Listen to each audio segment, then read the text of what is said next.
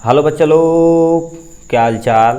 मस्त और स्वस्थ। आज हम देखने वाले हैं ये कक्षा 10 का लेक्चर नंबर दूसरा, पाठ संख्या 1 है, रासायनिक अभिक्रिया एवं समीकरण।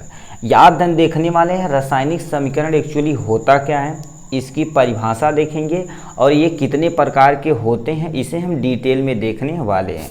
ठीक, तो चलिए हम स्टार्ट करते हैं आपका प्यारा सा वीडियो। सबसे पहले समझ लेते हैं रासायनिक समीकरण होता क्या, यानी रासायनिक समीकरण होता क्या। सबसे पहले परिभाषा देख लेते हैं। प्रतीक और गुणसूत्रों द्वारा रासायनिक अभिक्रियाएं को संक्षेप में व्यक्त करने वाले समीकरण रासायनिक समीकरण कहलाते हैं। कहने का मतलब कोई भी प्रतीक जो हम लिख रहे हैं उन्हीं रासायनिक अभिक्रिया को संक्षेप में लिखने वाले जो कुछ समीकरण को हम क्या बोलते हैं, रासायनिक समीकरण बोलते हैं। जैसे यहाँ पर बताइए, देखिए क्या लिखा है, ये कार्बन, तो बताइए प्रतीक है किसका, कार्बन का। इनके अणुसूत्र भी लिख सकते हैं, यहाँ पर हम कार्बन कितना हो तो वो भी लिख सकते हैं, कोई टेंशन नहीं। मगर प्रतीक और क्या लिखा, ये भी ऑक्सीजन का प्रतीक है। ये ऑक्सीजन और यहाँ पर कार्बन और ऑक्सीजन के प्रतीकों को जब जोड़ के हमें क्या बनाता है, कार्बन डाइऑक्साइड बनाता है। तो उस पूरी अभिक्रिया को हम क्या बोलते हैं, रासायनिक समीकरण बोलते हैं। क्या बोलते हैं, रासायनिक समीकरण बोलते हैं। ठीक, अब ऐसे हम इसे बोलना चाहें तो क्या बोलेंगे, कार्बन को ऑक्सीजन की उपस्थिति में क्रिया कराने पर हमें कार्बन डाइऑक्साइड प्राप्त होता। तो हम बोले कम से कम 1 मिनट तक।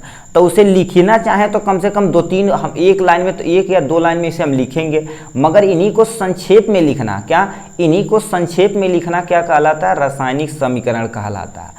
ठीक, अब ये कितने प्रकार के होते हैं रासायनिक समीकरण, देखा जाए तो 2 प्रकार के होते हैं। एक शब्द समीकरण होता है, दूसरा अणु समीकरण। यहाँ पर आप लिख सकते हैं अणु समीकरण, कहीं कहीं लिखा रहता है, कहीं कहीं रासायनिक समीकरण लिखा रहता है।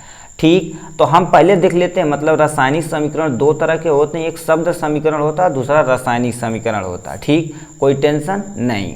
अब हम आ जाते हैं किस पे, शब्द समीकरण किसे कहते हैं, किसे, यानी शब्द समीकरण किसे कहते हैं। मतलब किसी भी समीकरण को यदि शब्द के रूप में लिखा जाता है तो उसे हम शब्द समीकरण कहते हैं। जैसे अब बताइए, ये लिखा, मैग्नीशियम के तार को ऑक्सीजन में जलाने पर मैग्नीशियम ऑक्साइड बनता है। क्या, हमने देखिए उसी को लिया जो बहुत इजी है। ठीक है, लिखा मैग्नीशियम के तार को ऑक्सीजन की उपस्थिति में जलाने पर यानी मैग्नीशियम ऑक्साइड बनता है। तो इसे बताओ शब्द लिखा है कि नहीं, तो इन्हीं को शब्द के फॉर्म में लिख देना क्या कहलाता है, शब्द समीकरण, जिसे हम वर्ड इक्वेशन बोलते हैं। तो इसमें क्या लिखा, यानी मैग्नीशियम प्लस ऑक्सीजन की उपस्थिति में जब क्रिया कराई जाती, मतलब जलाई जाती, तो यहाँ पर हम क्या लिख देंगे, हीट, मतलब ये किसका सिंबल है, ऊष्मा का सिंबल है।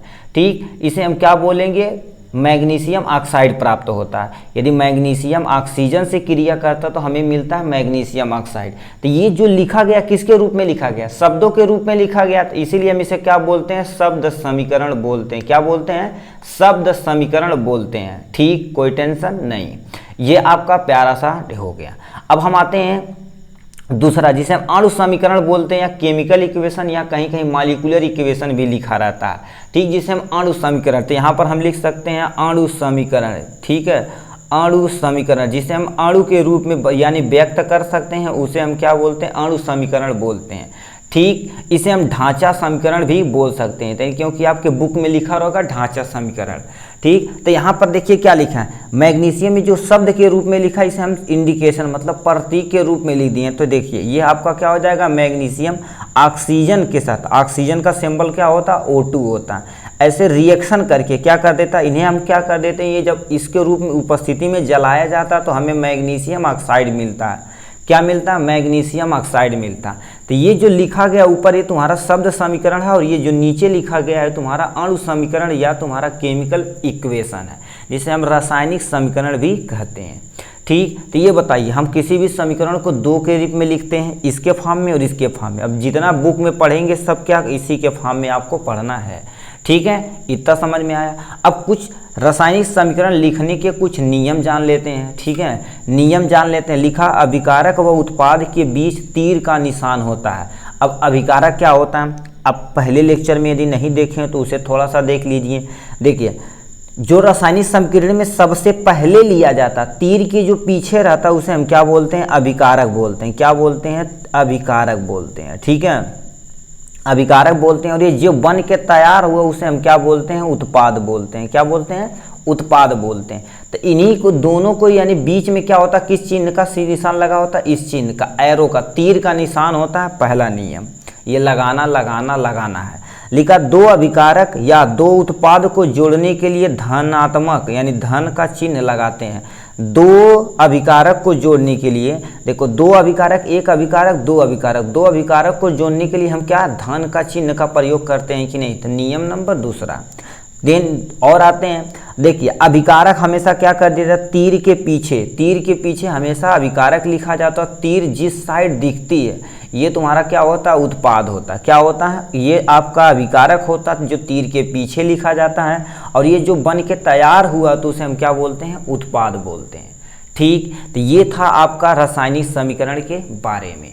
ठीक, छोटा छोटा वीडियो रहेगा तो हमें भी इजी लगेगा, क्योंकि बहुत सारे लोगों ने कहा कि हमें ये छोटा छोटा वीडियो चाहिए, मगर हमें लगता है कि मतलब ये सारी वीडियो क्या होता है, पूरे चैप्टर का वन शॉट होना चाहिए। ठीक है, क्योंकि एक ही बार में हम पूरा कॉन्सेप्ट समझ में आ जाए।